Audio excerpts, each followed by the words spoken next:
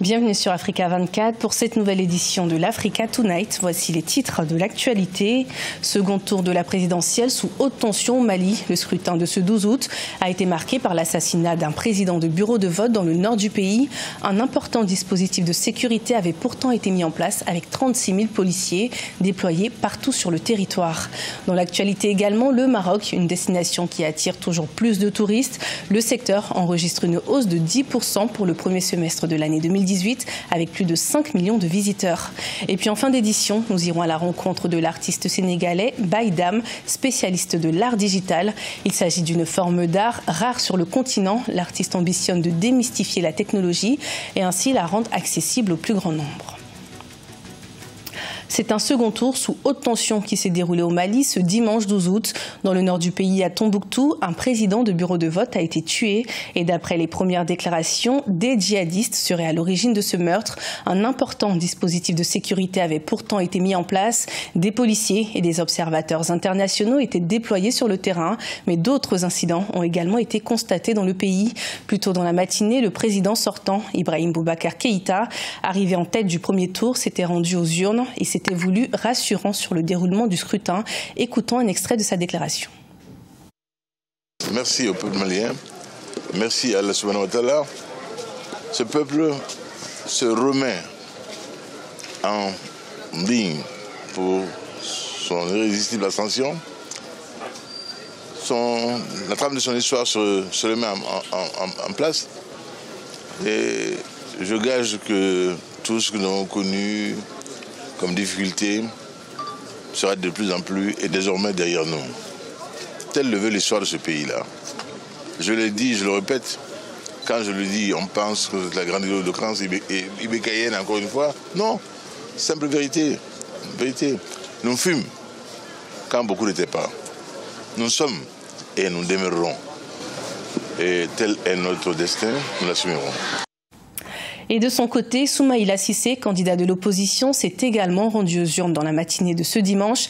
Malgré des accusations de fraude à l'issue du premier tour, aucune consigne de vote en faveur de Soumaïla Cissé n'a été donnée par les candidats malheureux. Écoutons un extrait de sa déclaration où le candidat revient justement sur ses soupçons de fraude. Je voudrais dire aussi que malheureusement, hier soir tout près, nous avons découvert des éléments de fraude à Bamako.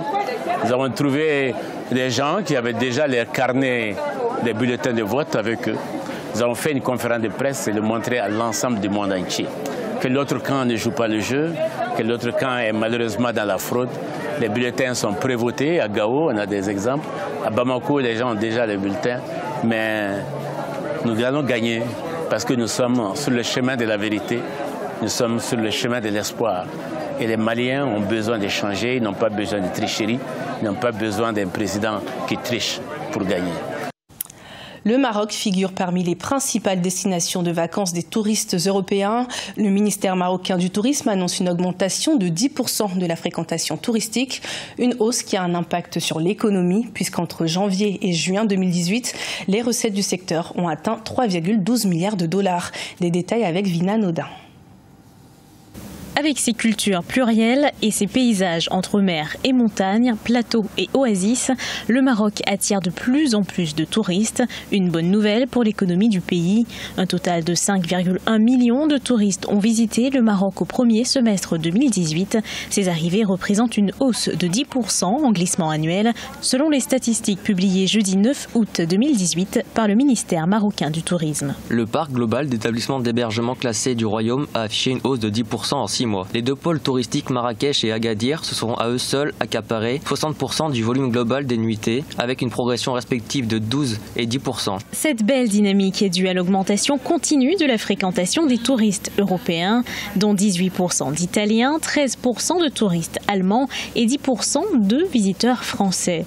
Le retour des Marocains résidant à l'étranger est également en augmentation depuis le mois de janvier 2018. Le Maroc essaie de trouver une place stratégique, c'est-à-dire de se faire faire un lifting au niveau de l'image, c'est-à-dire que si on arrive à vraiment investir côté communication, que ce soit au pays des Africains ou même au niveau mondial, c'est-à-dire que tout le monde va dire ça c'est la destination où je peux être, ça c'est la destination où je peux me sentir à l'aise. Les recettes touristiques du Maroc ont atteint 3,12 milliards de dollars américains, soit 15,2% de plus qu'il y a un an. Malgré ces chiffres, le gouvernement souhaite améliorer la stratégie du tourisme et régler en urgence les tensions sociales au sein de la Royal Air Maroc. Dans le sud-est du Burkina Faso, une association œuvre pour l'entente entre les peuples Fulani et Mossi. À travers le commerce du bétail et l'agriculture, la cohésion sociale est rétablie entre les deux groupes ethniques qui, pendant des années, ne pouvaient pas interagir dans le travail en raison de différences culturelles et religieuses. Voyons ce sujet de Mariama Dramé. Un village de forte cohésion sociale, ici à Caïbo, dans le sud-est du Burkina Faso, l'agriculture favorise cette entente. Fulani et Mossi, deux groupes ethniques autrefois rivaux, ont mis en place une organisation d'élevage local dénommée Alaoun. Et depuis, ils ont uni leurs efforts pour se relever mutuellement en faisant les affaires ensemble.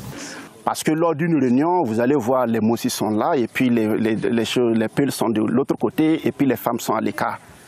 Maintenant, grâce au projet, avec les différentes formations qu'ils ont bénéficié, c'est-à-dire la formation sur la vie associative et autres, ça a créé une cohésion parfaite. Donc vous verrez, quand ils sont en train de tenir une réunion, les Mossi et puis les Peuls sont mélangés ensemble, ainsi que les femmes. Donc il n'y a plus cette ségrégation ethnique. Créée il y a 10 ans, l'association Alaoun fournit un parc d'engraissement communautaire aux habitants pour nourrir et vendre son bétail. Le projet aide également les femmes à s'impliquer dans l'élevage et la vente de bétail, une activité autrefois réservée aux hommes. Élever du bétail pour les femmes est très bénéfique. Quand elles vendent le bétail, les revenus tirés de la vente les aident à gérer leurs finances. Grâce à cet argent, j'ai acheté des terres à louer en utilisant les économies et les bénéfices de la vente de bétail. Cette activité favorise non seulement l'intégration entre Mossi et Fulani dans les sociétés sédentaires, tout en limitant les conflits potentiels, elle permet également à ces fermiers d'avoir de meilleures conditions de vie. De la culture à présent, au Sénégal, Baïdam est un artiste à part. À la base développeur, c'est un passionné d'art numérique.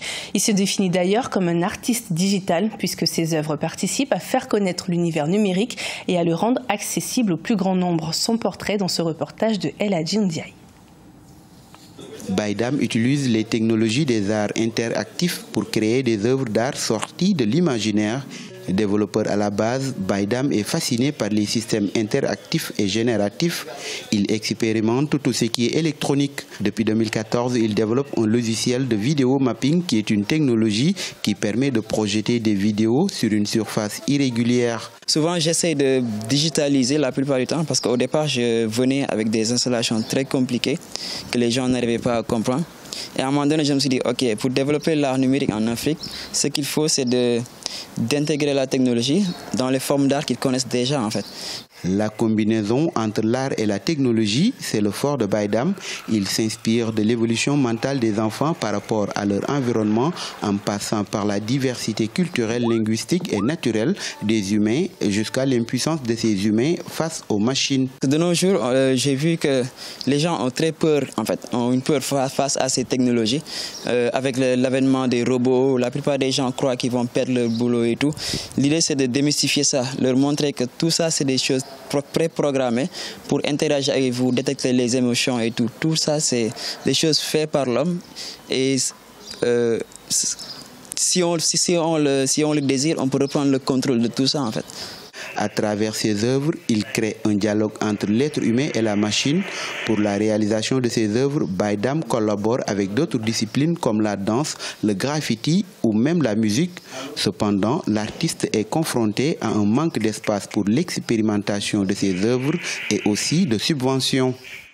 Ce journal a été préparé par l'ensemble de la rédaction. Merci de votre fidélité.